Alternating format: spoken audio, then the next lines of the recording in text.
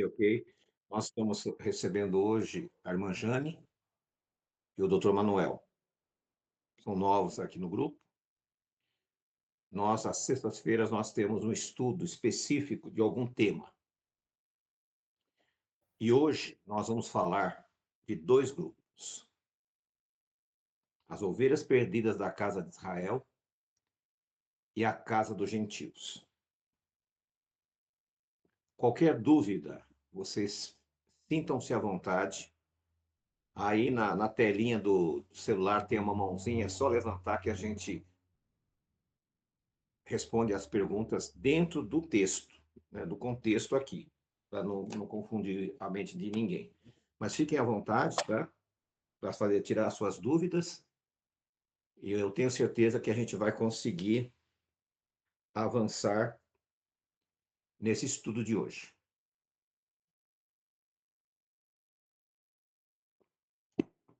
Nós vemos algumas coisas na Bíblia que nos deixam um pouco confusos.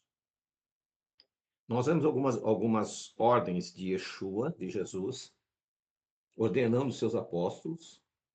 E depois nós vemos que parece que não foi bem, não obedeceram exatamente como era, porque parece que foi agregado outras ordenanças.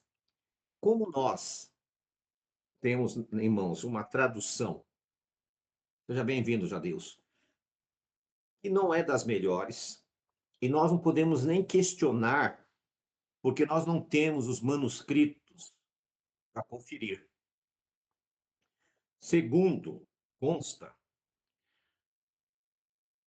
os manuscritos, tanto do Velho como do Novo, ou da Bíblia hebraica e da Bíblia grega, são os últimos que se localizaram do século IV. Do século II, tem apenas um versículo, tamanho de um cartão de crédito, pequenininho, do livro de João. Então, ou seja, o que os apóstolos escreveram, o que os profetas escreveram, não existem mais. E nesse tempo todo, a tradução foi sendo manipulada. Por isso que hoje, em português, nós temos um problema sério. Nós temos lá a revista corrigida, fiel, atualizada, e etc, etc. Por quê? Não é da minha área, não manjo dessa área, mas eu sei que funciona mais ou menos assim. Talvez a Rosângela possa até explicar melhor. A tradução não é palavra a palavra. Se lê o texto e eu tento colocar aquele texto que eu entendi no idioma que eu quero colocar. E muitas vezes dá essa divergência. Nós tivemos um estudo aqui sobre a mulher cananeia. Obrigado. A mulher cananeia. E alguns irmãos ficaram até acharam que não era bem aquilo, outros concordaram, né? Quando Jesus disse que não é bom dar o pão para os cachorrinhos. É uma palavra um pouco pesada para uma mãe que está chorando, desesperada, por causa da filha que está com problema de saúde. E nós sabemos que os cananeus são descendentes de Cã. Em algumas traduções aparece cão. Então, o mais lógico naquele texto seria que ele está dizendo: eu não posso dar o pão que é para Israel para os cananeus, os descendentes de Cã. Então, a tradução é um pouco complicada. Por isso que existe tanta divergência. Hoje, a quantidade de igrejas cristãs, denominações, até pouco tempo atrás eu falava 50 mil, eu estava desatualizado. Hoje se passa de 100 mil. E cada uma dizendo que estão com a verdade plena. Por quê? As pessoas se pegam em alguns textos bíblicos e ignoram os outros. E um dos problemas maiores que nós temos é justamente a questão da ordem dada por Yeshua para pregar. No capítulo 10 de Mateus, no versículo 5, Jesus separa os 12 apóstolos e dá uma comissão para eles. A esses 12 enviou Jesus e lhes deu instruções, dizendo: não ireis pelo caminho dos gentios, nem entreis em cidades samaritanas, mas ide antes às ovelhas perdidas da casa de Israel. E indo pregai, dizendo: o reino dos céus está próximo.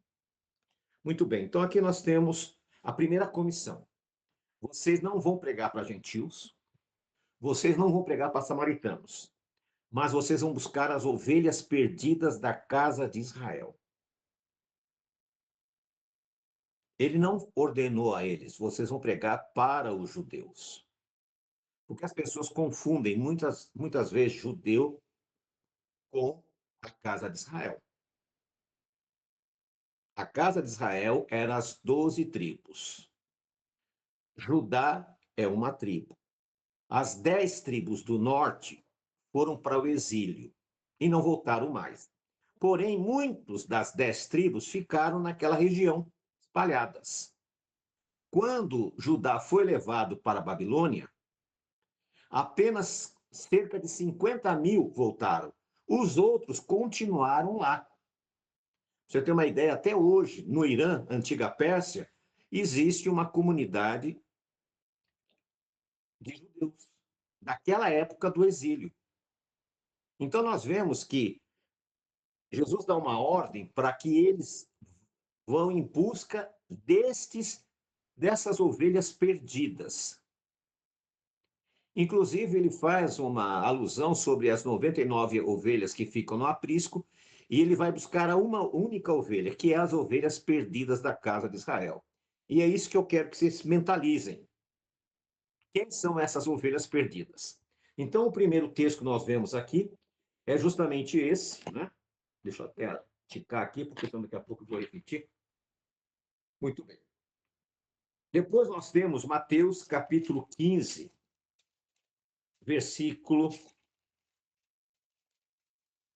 capítulo 15, versículo do 21 ao 28. Vamos lá. Aqui retrata justamente a questão da mulher cananeia. E ele diz: eu só vim, eu não posso tirar da casa do meu povo, casa de Israel, para dar para vocês. E isso incomoda um pouquinho as pessoas, por quê? Porque as pessoas dizem: poxa vida, mas e como é que fica o gentil? Porque muitos de nós acreditamos que temos na nossa veia correndo o sangue do povo de Israel, principalmente aqui no Brasil. Se estima que 70% dos brasileiros têm ascendência judaica. Por exemplo, nós temos aqui, eu tenho o sobrenome Soares, tem a Rosângela, tem também sobrenome Soares. Nós não somos parentes próximos, mas nós temos um parente que veio no passado, dele que saiu a minha linhagem e a linhagem dela também, pelo próprio sobrenome. O sobrenome Soares, ele vem de Shoar, que é holocausto, Eretes, terra do holocausto. Então, o nosso antepassado em comum, por acaso, nós nos conhecemos na Techuvá. Quando ele chegou no Brasil, ele adotou esse nome, que era um acrônimo de Soares de Shoar Eretes, terra do holocausto. Somos parentes mais distantes, né? Somos parentes distantes. Então, o que acontece? E assim, outros irmãos também acabaram, né? Wellington, seja bem-vindo.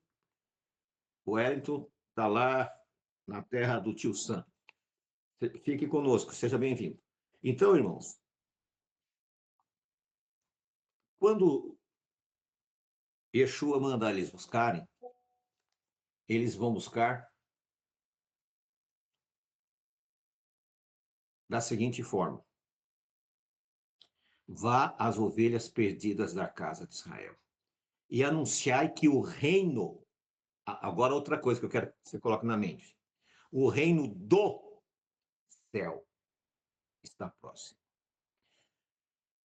Jesus não disse o reino no céu. E existe uma diferença muito grande do céu e no céu. Quando Jesus se encontrou com Pilatos, Pilatos perguntou: Você é o rei dos judeus? Ele diz: Tu, Pilatos, está falando isso, tu o dizes. Mas o meu reino não é deste mundo.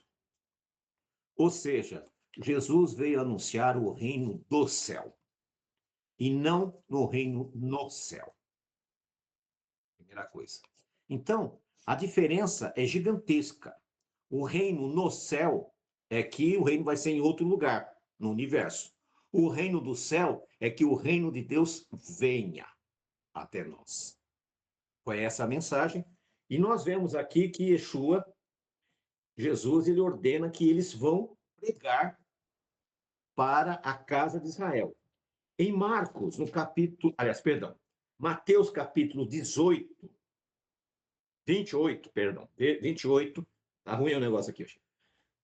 Mateus 28, 18, diz assim: Jesus aproximou-se e falou-lhes, dizendo: Toda autoridade me foi dada no céu, por Deus, e sobre a terra. Pulamos para o versículo 20. Ensinando-lhes a guardar todas as coisas que eu vos tenho ordenado, e eis que eu estou convosco todos os dias até a consumação dos séculos. Aqui são as últimas palavras que Jesus dá aos seus discípulos, depois dele ter ressuscitado. Então ele diz: Olha, ensine a guardar todas as coisas que eu tenho ordenado. Vamos fazer uma reprise aqui do que ele ordenou: que eles fossem atrás das ovelhas perdidas da casa de Israel, que eles ensinassem que o reino do céu está chegando, né? E nós vamos ver também que ele ensinou para os discípulos que a forma de observar a lei de Deus pelos fariseus e por aqueles grupos de seitas judaicas estava equivocado. Não era daquela maneira. E ele vai fazer alguns milagres específicos no sábado, para mostrar que fazer o milagre no sábado não era pecado. Porque eles sobrecarregaram o sábado de uma forma absurda. Você não poderia arrastar uma cadeira, porque se fizesse um risco no chão, um risco pode ser uma valeta. E uma valeta pode ter 1 milímetro, como ter 10, 20, 50. Compreende? Eles começaram a criar cercas, que eles chamam cercas, para que você cuidasse na questão do sábado, tivesse muita preocupação. Outra coisa, eles determinaram que você não poderia andar mais de 1.200 metros ou 1 milha no sábado. Mas você, às vezes, precisava. Então, como era feito? Se você tivesse que andar 5 quilômetros, então você teria que andar 1 milha, bater na casa de uma pessoa, entrar, tomar um copo d'água, ficar uns minutos, depois sair e fazer a mesma coisa, repetir isso 5 vezes. E eles começaram a criar essas regras. Então Jesus veio ensinar que não era daquele jeito. Eles estavam compreendendo as coisas erradas. O sábado foi feito para o homem, para que o homem descanse, mas não para ser um fardo. Então nós vamos ver vários textos em Mateus capítulo 12, em João capítulo 5, em João capítulo 9, falando a questão dos milagres que foram feitos no sábado. Por quê? Nós, alguns de nós aqui, somos oriundos do movimento adventista. E quando eu era adventista, eu tinha um problema sério. Por quê? Foi ensinado que para ser salvo, eu teria que guardar o sábado. Quando a Bíblia diz que eu guardo o sábado porque eu sou salvo. É o inverso. E aí eu tinha idolatria pelo dia de sábado. Eu não entendia aquilo, porque foi massificado na minha mente que eu deveria fazer de uma forma rigorosa. E, na época, eu trabalhava numa empresa e o horário de sair era às 5h30.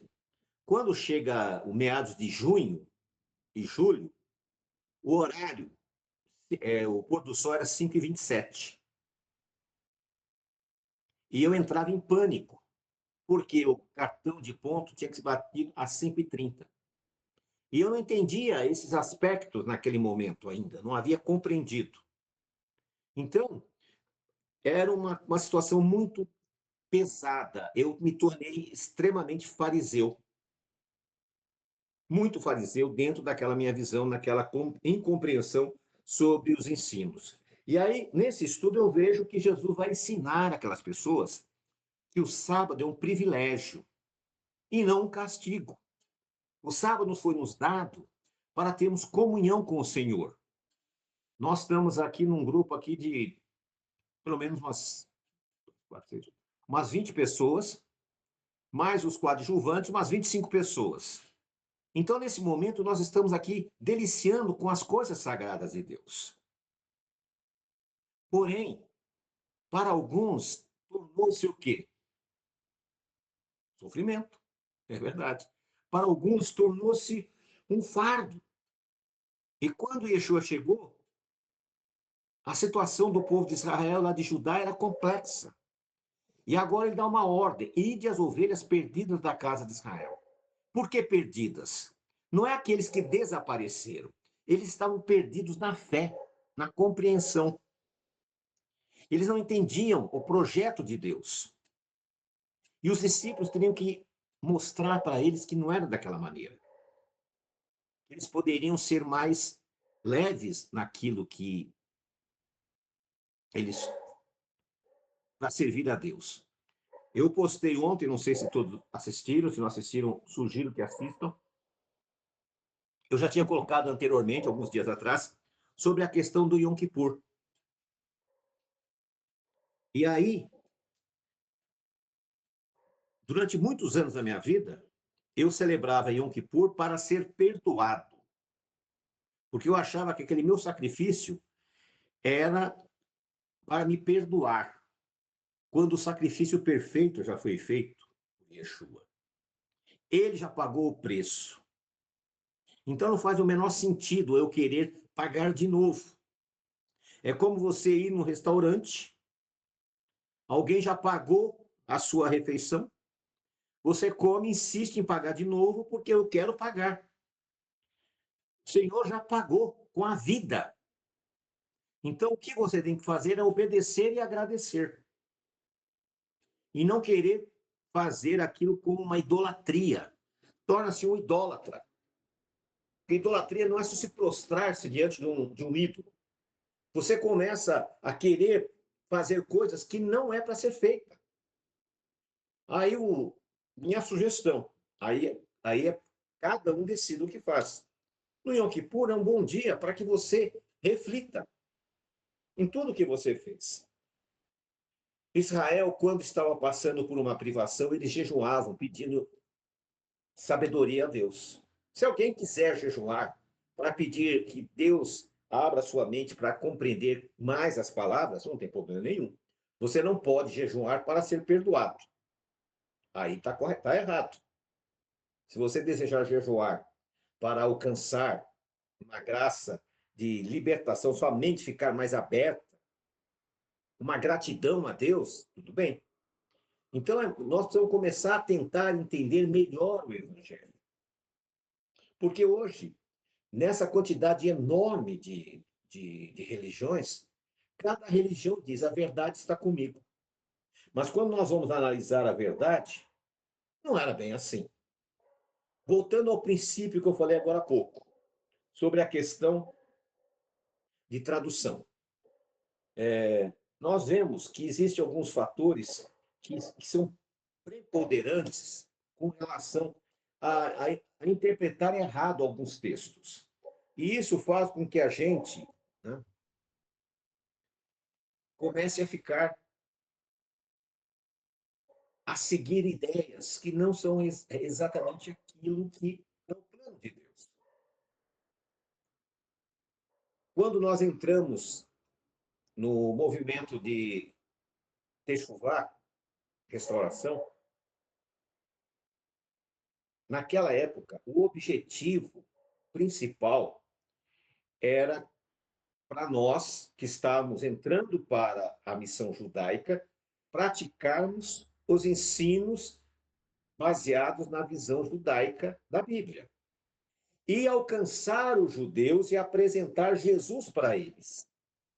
Com o passar do tempo, algumas organizações messiânicas começaram a adotar práticas do farisaísmo e adotaram o nome judaísmo messiânico, judaísmo nazareno. E começaram a trazer práticas não dos ensinos de Yeshua, mas práticas do farisaísmo. E isso aí começou a abrir uma porta de apostasia para essas pessoas, porque elas começaram a se afastar de Yeshua e começaram a rejeitar Yeshua. O judaísmo não querendo essas pessoas lá com eles, porque eles são fariseus e na visão deles nós somos impuros. E se somos impuros, se estivermos entre eles, vamos contaminar. Foi quando eles criaram um movimento chamado Bnei Noah. É um tipo de apartheid, que você acha que você está praticando a fé do judaísmo, você acha que você tornou-se um judeu, mas na verdade você é um apatriado, fora da realidade que eles querem. Por quê? Porque é uma seita.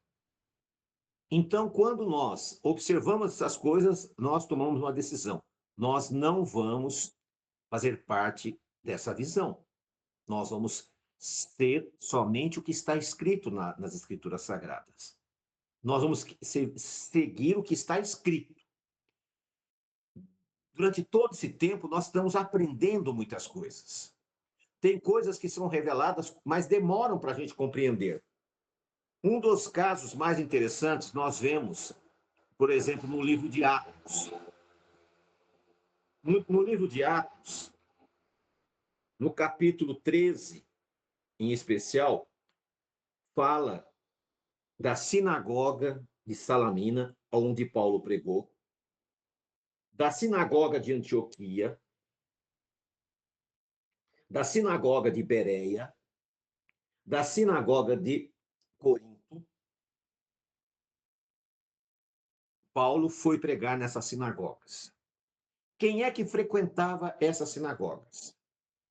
Eram israelitas que não moravam em Judá, eram judeus que não moravam em Judá e que moravam nessas cidades, que frequentavam essas sinagogas. E Paulo vai lá pregar. Se quando você pegar esse capítulo, principalmente, vou só citar, não vou ler tudo para não ser muito longo, mas é Atos 13, depois eu coloco lá no grupo. Atos 14, Atos 17 e Atos 18. Fala explicitamente sinagoga. Mas, no título do texto, coloca Igreja de Corinto, Igreja de Antioquia, mas não era igreja, era sinagoga. Igreja só vem surgir no século IV. Ou seja, houve uma distorção. Os apóstolos iam na sinagoga. Nenhum apóstolo colocou sequer um dia um pé na igreja.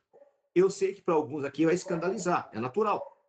Mas se você observar o que eu estou falando, você vai ver que é verdade.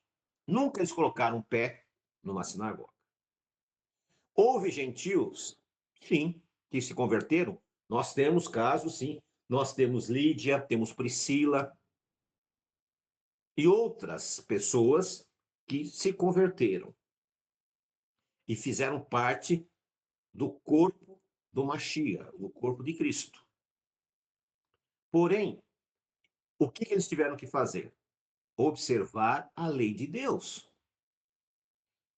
O profeta Isaías, há 2.500 2.500 anos, mais ou menos, para ser exato, no capítulo 56, eles nos falam como nós. Vamos lá. Isaías 56. Como nós, gentios, por que eu digo gentios? Mas você pode dizer, mas no começo você falou que Soares era judeu? Sim, só que misturou. Nós aqui no Brasil somos misturados. Então, na minha família, a mãe do meu pai era uma índia, era búlgara, lá na cidade de Amparo. O meu avô pegou ela na aldeia. Ela não tinha nem sobrenome e nem nome. Então ele chamava ela de Maria e o nome dela ficou como Maria José Soares, porque o meu avô chamava José Soares. Então ele casou e misturou, como a maioria de nós se misturamos. Na parte da minha mãe também houve mistura. O Fabiano, o tataravô dele era português. O outro veio da África. Então, não existe aquele hoje, o puro sangue. O que existe são pessoas que se misturaram. Porém, o que eu mais gosto dessa história é o que Isaías falou 500 anos antes. Olha que coisa linda. Assim diz Jeová: guardai a equidade e praticai a justiça, porque a minha salvação está a ponto de chegar e a minha justiça de manifestar-se. Feliz o homem que faz isso, e o filho do homem que se agarra a ele, que guarda o sábado sem profaná-lo e guarda a sua mão de fazer o mal.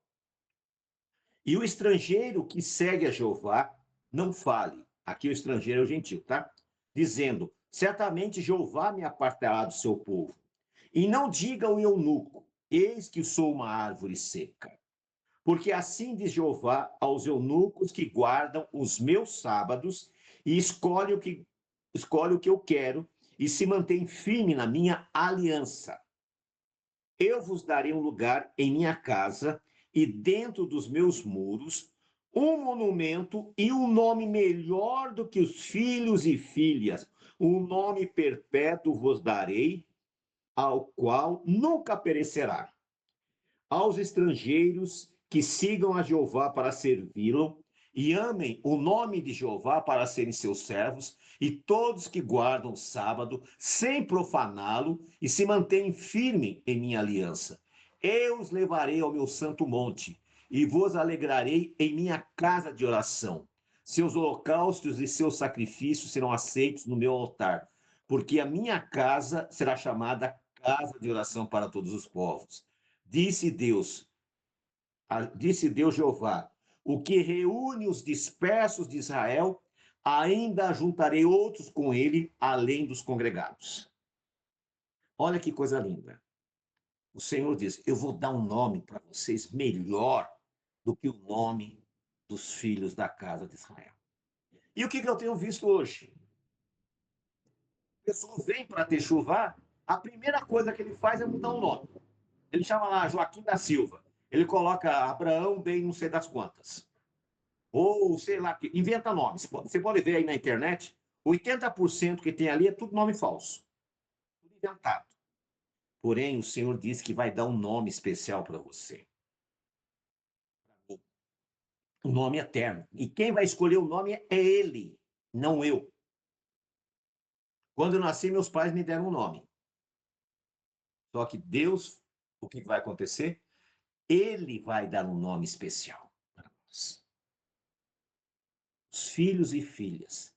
E a casa dele será chamada Casa de Oração para Todos os Povos.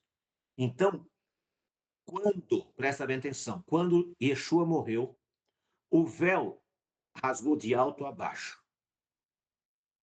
Acabou aquele sistema de sacrifícios, aquele sistema de salvação.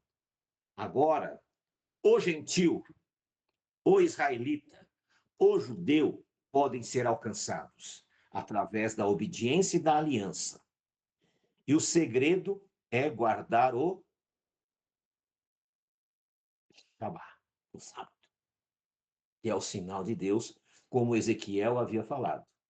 Santificai os meus sábados, no plural, pois servirão de sinal entre mim e vós. Aqui ele fala sábados no plural. Quando aparece a palavra sábados, que o tradutor colocou no plural, significa o sétimo dia e as festas bíblicas. Esse é o sinal. A aliança que nós precisamos entrar. Então, você coloque isso na sua mente. Você que está chegando, tenha um pouquinho de paciência para aprender. As coisas não são como nós queremos. Nós chegamos com a mente cheia de ideias e de pensamentos. Nós defendemos a bandeira de uma fé que a gente acredita, até que nós vamos descobrir que aquilo não era bem daquele jeito. Por isso, a primeira coisa que nós temos que fazer é ter paciência para aprender, perguntar, tirar a dúvida. As irmãs, costumeiramente, têm buscado a irmã Rosângela, a irmã Maria, a irmã Sumara, a irmã Paloma, e têm conversado entre si, tiram as suas dúvidas. Os irmãos têm procurado a mim também, e nós estamos tirando as dúvidas.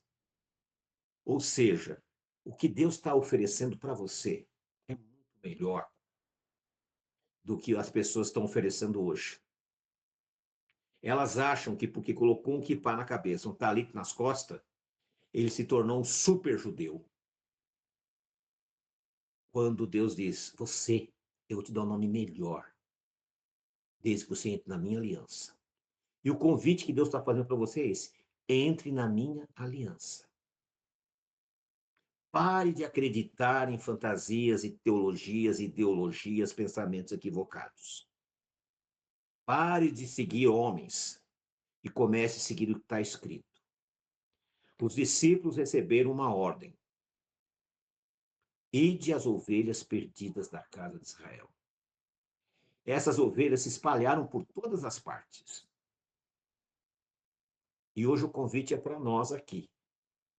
Se nós entrarmos nessa aliança, se nós guardarmos os sábados e não só o sétimo dia. Porque uma coisa você tem que entender, quando aparece a palavra na Bíblia sábado, a palavra sábado é só para no português. E, por sinal, parece com Shabat, mas não tem nada a ver. A palavra Shabat significa descanso. Em inglês, o sétimo dia é chamado Saturday, que é o dia de Saturno. Então, essa nomenclatura do dia não tem nada a ver. Não confunda as coisas. Deus abençoou e santificou o sétimo dia. Você vê lá em Gênesis que o sétimo dia ali não tem nome. Ele não fala, Deus abençoou o sétimo dia. Em português, chamado de sábado. Em inglês, Saturday, o sétimo dia. E além do sétimo dia, nós temos as festas bíblicas, que são também Shabatotes, ou dia de descanso. Se você começar a observar essas festas sagradas, você entrar nesta aliança e receber Yeshua como Senhor da sua vida, e guardar essas ordenanças porque você é salvo, e não para ser salvo, que é outra diferença, da mesma diferença que é reino do céu e reino no céu. Nós guardamos, ou pelo menos tentamos guardar, da melhor forma possível, porque nós somos salvos. Porque nós somos salvos pelo sacrifício de Yeshua. Quando ele padeceu por mim e por você. O nosso pecado já foi pago. Nós não temos mais esse problema quando nós entramos em aliança com ele. Então, se você ainda não entendeu esse projeto, comece a refletir. O jovem rico, vocês lembram da história. Ele chega para Yeshua e diz: bom mestre, o que faço para herdar a salvação? Uma pergunta esquisita para um judeu fazer. E o judeu sabe que ele, para ser salvo, ele tem que guardar a Torá. É uma pergunta meio descabida. E Yeshua responde: guarda os mandamentos. E ele retruca: mas eu faço isso desde quando nasci. Uma coisa te falta. Venda tudo que tem, dê aos pobres e me segue. Será que Yeshua queria mais um pobre na terra? É isso? Não. Mas Yeshua sabia o que ia acontecer. Ele sabia que dali 40 anos os romanos viriam, destruiriam a cidade, levariam os homens cativos, tomaria todos os bens deles. E como a Bíblia fala que ele era jovem, provavelmente quando os romanos chegaram, ele deveria ter 60 anos por aí, talvez. E ele ficou pobre do mesmo jeito.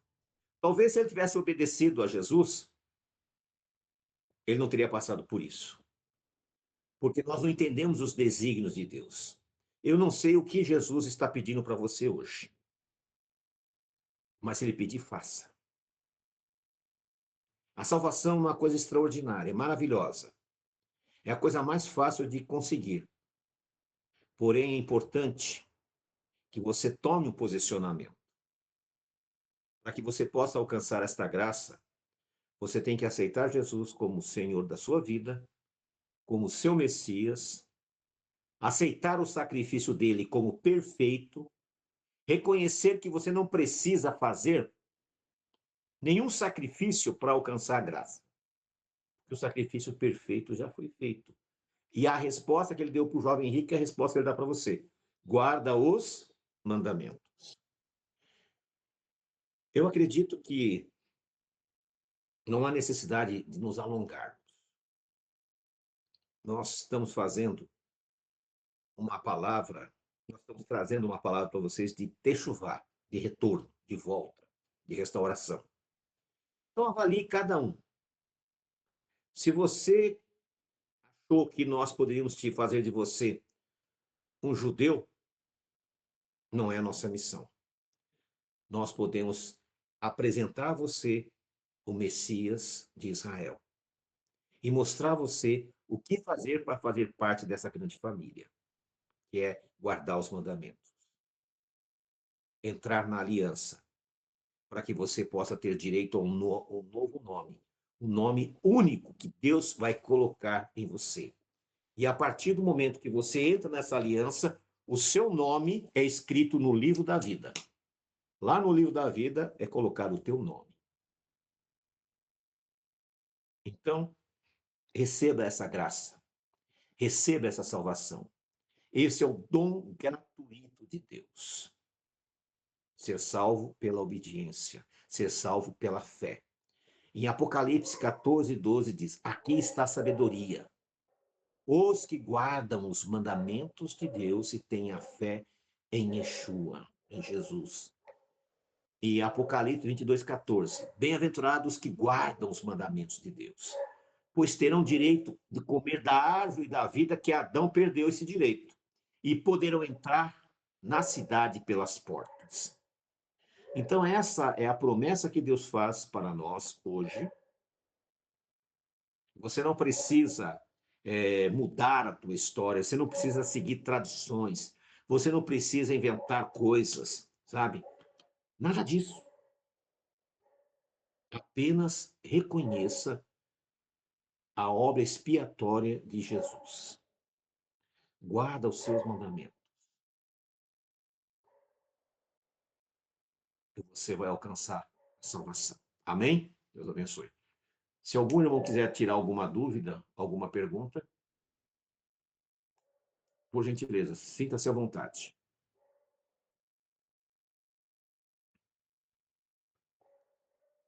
Rosângela quer falar alguma coisa? É que você está com a vozinha ruim, mas se quiser falar alguma coisa, sinta-se à vontade. Ou irmã Maria. Eu tô com a voz ruim. Mas uma coisa que é importante, até a gente já tratou isso com as mulheres, uma coisa que o senhor falou sobre o nome, né? A gente tem que cuidar muito com as tradições religiosas, porque quando a gente muda o nosso nome, seja lá por qual motivação for, a gente está mexendo diretamente com a nossa identidade. Isso. E mudar a identidade cria uma persona que não é uma verdade, é uma fachada, é para você fugir de algo. E não é esse o caminho. Não é isso que a escritura fala, não é isso que Deus ensinou, não é isso que está na palavra. Não é isso, né? Nós somos o que somos e quem somos e somos conhecidos por Deus assim.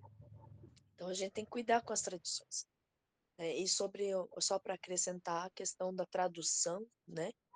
Quando nós olhamos a tradução do inglês para o português, nós temos muitas palavras no inglês que são neutras. E no português nós temos o artigo masculino e feminino, que para eles isso é confuso, eles não entendem quando a gente fala essa diferença de masculino e feminino. Então, as traduções passaram do hebraico, né? A gente tem que vieram do inglês, por último veio para o nosso idioma. Então, nós vamos ter algumas problemas com tradições, porque elas são feitas com base no contexto todo, né? Eu não posso fazer tradução palavra por palavra, eu tenho que juntar todas as palavras e criar um contexto. Se eu não conheço a história, já dá erro, né? Já dá diferença. E por isso que os estudos que o senhor traz com esses fatos históricos também é muito importante. Ouvir que o jovem rico teve a chance de seguir Jesus e não seguiu, e depois ele ficou sem nada do mesmo jeito, eu acho que é uma reflexão muito grande para nós Sim. mesmo. Olhando com base no fato histórico, eu nunca tinha me apercebido nisso. E hoje, assim, virou uma chave, né? Obrigada, Ravi, pela tua disponibilidade. E Amém. agora já foi revelado nosso segredo, não somos parentes, mas o Ravi é meu irmão mais velho que eu não tive. Obrigado. Amém. Irmão Eurico, pode falar. Você levantou a mão? Acho que não está ouvindo. Mais alguém quer falar alguma coisa? Ok, ok. Muito bem. Irmão Danilo, pode falar, irmão. Você levantou a mão, pode falar. Ah, desculpa, eu não estava conseguindo ligar o microfone. Ah, tá bom. Tá bom. É, Não, mas eu queria te perguntar o seguinte, Rafa. Por exemplo, eu estou sendo despertado agora, né, para a guarda das festas, do Sim. Shabat das festas. Como que a gente faz com a empresa? Guarda. Ué, Manda os sim, funcionários para casa? claro. Você é Um sábado adventista. normal, então? O seu Hum? tataravô é adventista. Você sabe até Não melhor que entendi. eu. O seu Não, tataravô sim. já é adventista. Não, então, mas assim, os judeus fecham as suas empresas nos sábados Sim, das festas? sim. Tranquilo, E no sétimo dia. certo. Tem Essa é um a dúvida ditado mesmo, obrigado. que diz o seguinte: quem trabalha o Hum. sábado nunca deixa de trabalhar, porque nunca vai ficar dinheiro, nunca vai ganhar dinheiro, nunca vai ficar rico. Pois não, Bruno, pode falar. Eu só ia apontar uma coisa sobre as festas, né? São 7 feriados no ano, basicamente. Sim. Né? Nós temos muito mais feriados seculares, né? Mais do que bíblicos, né? Exato, exato. Então, imagino eu que o problema é a condição e não o feriado em si, isso não é um problema, né? Pra gente que trabalha por conta enfim, é isso que eu ia pontuar. Obrigado. Outra coisa, Não, irmãos, não se preocupem, porque muitas pessoas dizem, mas se eu não descansar, se eu não respeitar isso, eu vou acontecer isso, vai acontecer aquilo. Não vai. Se você tiver convicção, pedir a Deus que Ele te dê força, Deus vai te recompensar. Já aconteceu isso comigo, aconteceu com outros. São 22 milhões de adventistas. São 20 milhões de judeus praticantes no mundo. Ou seja, estou falando quase 50 milhões de pessoas que guardam o sábado. pelo que me consta, a vida desses grupos de pessoas são razoavelmente boas. Amém? Amém. Mais alguém? Eu vou falar alguma coisa. Amém. Para quem guarda, que nem que o irmão Henrique está falando a respeito da empresa dele.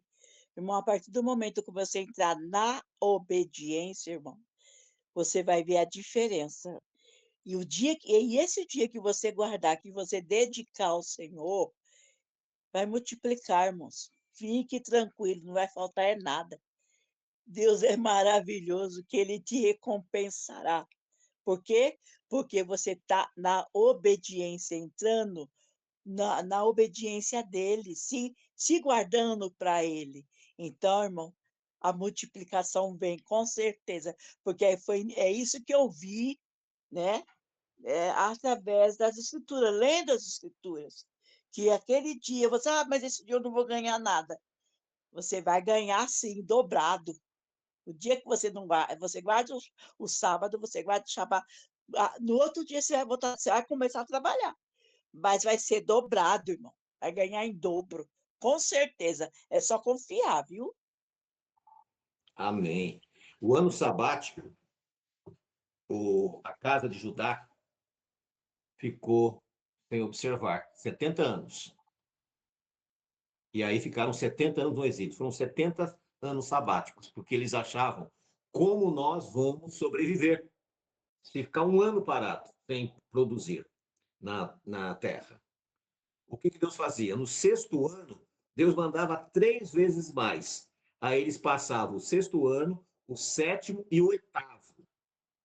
Ou seja, quando nós obedecemos, Deus faz a parte dele. Deus não pede nada Amém, para verdade. ser possível. Amém? Só uma curiosidade, Rabino. Eu era garotinho, Rabino, 18 anos, 17 anos, e eu estava estudando a Bíblia, e de repente eu li Êxodo 20, não pode trabalhar nem você nem os seus empregados. Eu falei, opa, como é que é o negócio? É verdade. Eu recebi como uma profecia da palavra para mim. E comecei a montar meu negócio e deu certo. Porque faz sentido. Você não trabalha, o seu funcionário trabalha. Então, faz sentido, não? Amém. Muito O bem. único problema que viu, Rabino? A dificuldade que eu tenho com Êxodo 20, versículo 8, é que lá fala assim, trabalhará 6 dias, e eu não gosto de trabalhar domingo também. Aí é outra coisa. Preguiçosos não vão levar nem no céu. Brincadeira. Mas vamos lá. Irmão Danilo? Pode comer. Oi, Rabino, cortou, desculpa. Pode encerrar. Tá, vou fazer uma oração. Rabino faz a bênção final. Faço.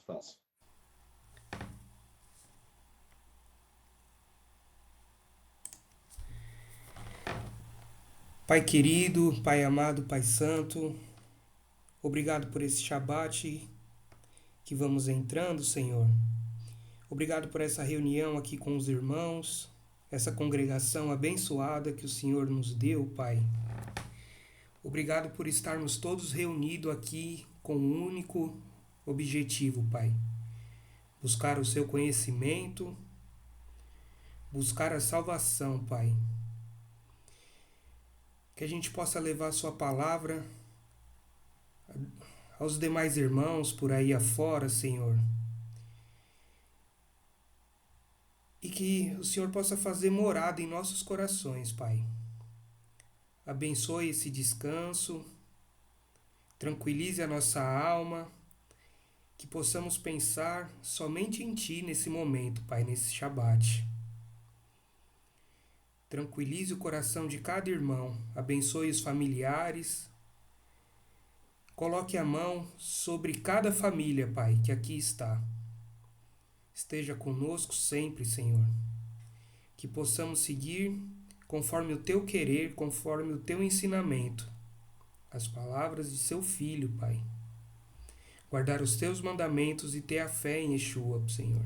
Uma fé verdadeira. Pai querido, Colocamos nossas vidas em Suas mãos.